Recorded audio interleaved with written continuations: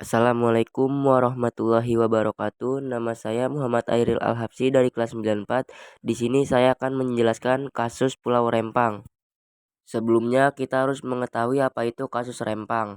Kasus Rempang adalah konflik agraria yang terjadi di Pulau Rempang, Kota Batam, Kepulauan Riau, terkait dengan rencana pengembangan proyek Rempang Eco City. Proyek ini merupakan proyek strategis nasional yang bertujuan untuk mengembangkan kawasan industri, perdagangan, pariwisata, dan permukiman yang terintegrasi. Setelah mengetahui apa itu kasus Rempang, selanjutnya memasuki identifikasi masalah dan dasar hukum. Yang pertama, penggusuran dan relokasi masyarakat adat. Masalah utama adalah rencana relokasi ribuan warga dari 16 kampung adat di Pulau Rempang dan Galang, Kota Batam, Provinsi Kepulauan Riau. Masyarakat telah mendiami wilayah ini secara turun-temurun dan memiliki keterikatan budaya serta sejarah yang kuat dengan tanah leluhur mereka. Mereka merasa tidak dilibatkan secara memadai dalam proses pengambilan keputusan dan menolak untuk dipindahkan. Dasar hukum ini ada di Undang-Undang Dasar 1945 Pasal 28H ayat 1 menyatakan bahwa setiap orang berhak hidup bahwa setiap orang berhak hidup sejahtera lahir dan batin, bertempat tinggal dan mendapatkan lingkungan hidup yang baik dan sehat, serta berhak atas pelayanan kesehatan. Pasal 281 ayat 3 mengakui dan menghormati hak masyarakat tradisional sepanjang masih hidup dan sesuai dengan perkembangan zaman dan peradaban. Yang kedua, kurangnya transparansi dan komunikasi. Proses sosialisasi proyek Rempang Eco City dinilai kurang transparan dan tidak melibatkan partisipasi aktif dari masyarakat terdampak. Informasi mengenai detail proyek, dampak lingkungan, dan kompensasi yang ditawarkan tidak tersampaikan dengan jelas dan memadai kepada warga. Hal ini menimbulkan ketidakpercayaan dan resistensi. Dasar hukum ini ada di Undang-Undang Nomor 5 Tahun 1960 tentang Peraturan Dasar Pokok-pokok Agraria, mengatur tentang hak atas tanah dan kewajiban negara untuk menjamin kepastian hukum hak atas tanah rakyat. Yang ketiga, potensi kehilangan mata pencaharian. Sebagian besar masyarakat Rempang dan Galang menggantungkan hidupnya pada sektor perikanan dan pertanian tradisional. Relokasi dikhawatirkan akan menghilangkan sumber mata pencaharian mereka dan mengganggu stabilitas ekonomi lokal.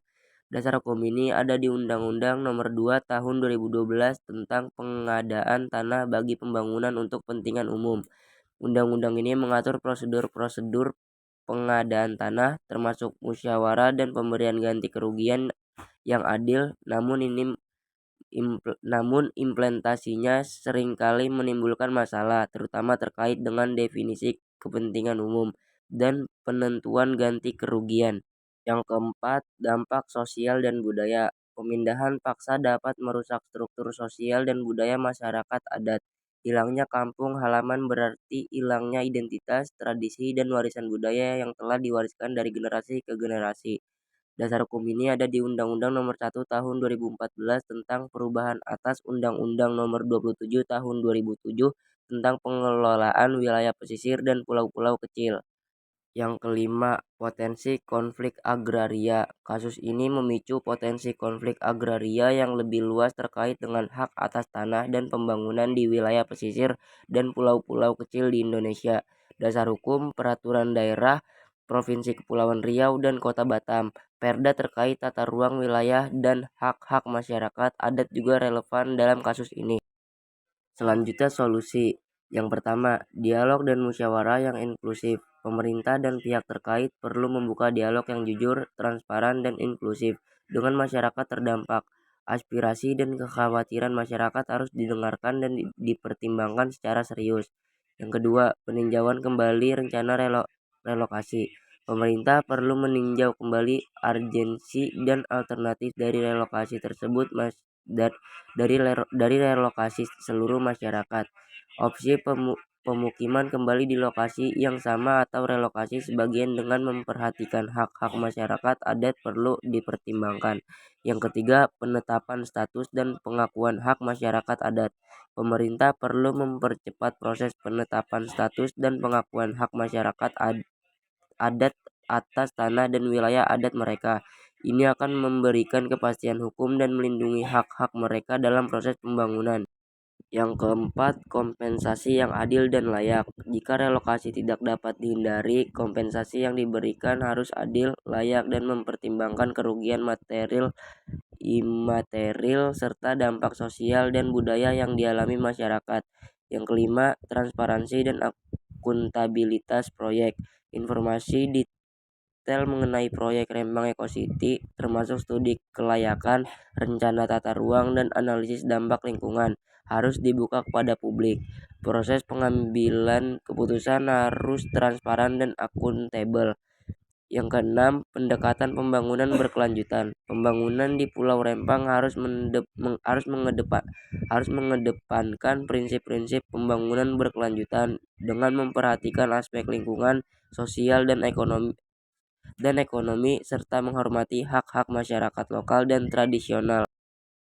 Selanjutnya, action plan. 1. Pembentukan tim gabungan.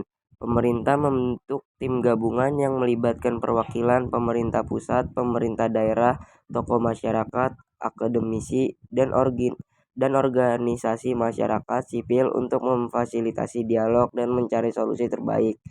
2. Pendataan dan pemetaan partisipatif.